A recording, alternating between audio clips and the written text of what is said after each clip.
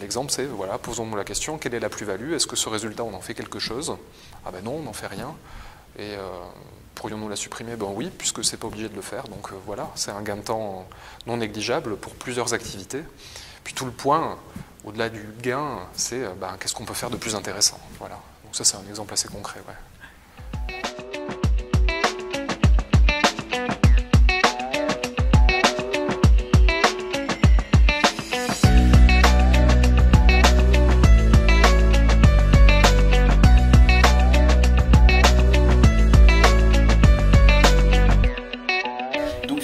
Julien, tu as 1 an et demi, 2 ans après, c'est quoi un peu les apprentissages que tu retires de la démarche?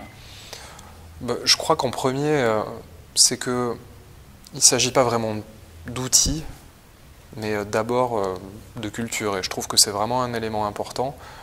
Et il faut vraiment s'attacher à bien expliquer ce qu'on veut faire, comment ça s'inscrit dans la stratégie de l'entreprise. Ce que je retiens, c'est que c'est beaucoup d'outils qui sont très intéressants, qui permettent de structurer l'approche, mais que c'est d'abord des notions de management des individus, éléments culturels, et c'est comme ça, à mon avis, qu'on réussit, de mon expérience. Oui.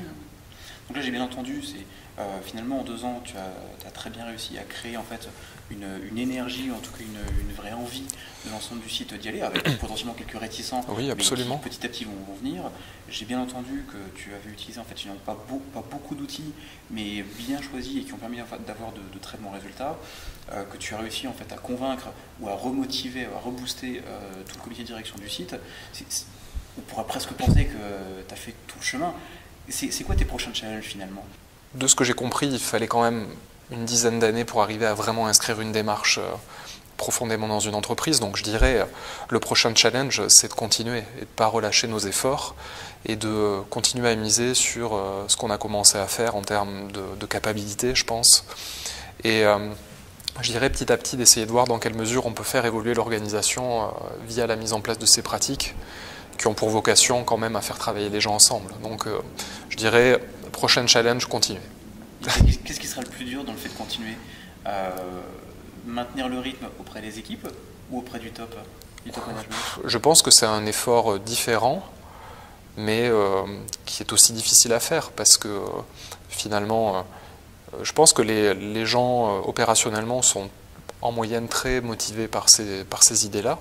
Et je pense qu'il faut continuer à leur montrer que ça a du sens pour l'entreprise. Et puis, évidemment, au niveau du top, c'est faire en sorte que ce soit toujours une des préoccupations parmi toutes les préoccupations qu'on a. Voilà. C'est sûr. Un petit peu entre nous, s'il y avait un fait marquant là, sur ces 2 dernières années, une anecdote, un truc qui t'a vraiment marqué, et tu dis ça je me rappellerai toute ma vie de ce moment précis. Quand les 14 managers se sont certifiés Green Belt ensemble, quand cette formation a eu lieu, je pense que la notion d'apprentissage des techniques était un des points, mais le plus intéressant, c'est qu'on avait là 14 managers qui venaient de fonctions différentes, avec souvent des intérêts différents et des objectifs différents.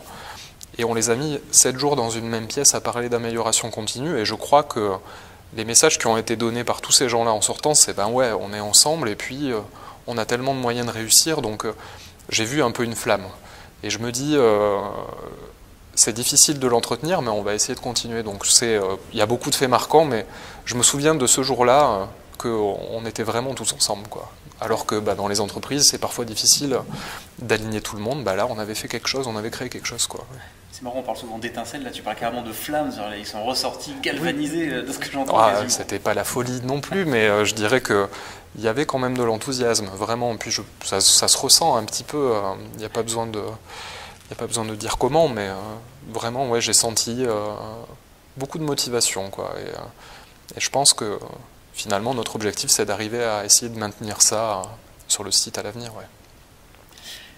Si on se tourne en fait vers les personnes qui nous écoutent sur OTV, c'est un peu le moment face caméra. Face caméra, ce serait quoi les 3 conseils que tu donnerais en toute humilité à quelqu'un qui se lancerait dans une démarche lean, quel que soit son secteur d'activité? Je pense, premièrement, se souvenir qu'il n'y a pas une bonne manière de faire, mais il faut que ce soit la bonne pour vous. Donc, quelque part, adapter votre démarche à vos besoins.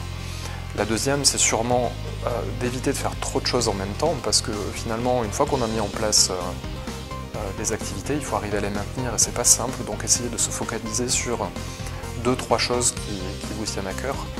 Puis peut-être le dernier point, c'est-à-dire un peu ce dont j'ai parlé tout à l'heure, c'est de ne pas oublier qu'on parle de culture et pas uniquement d'outils.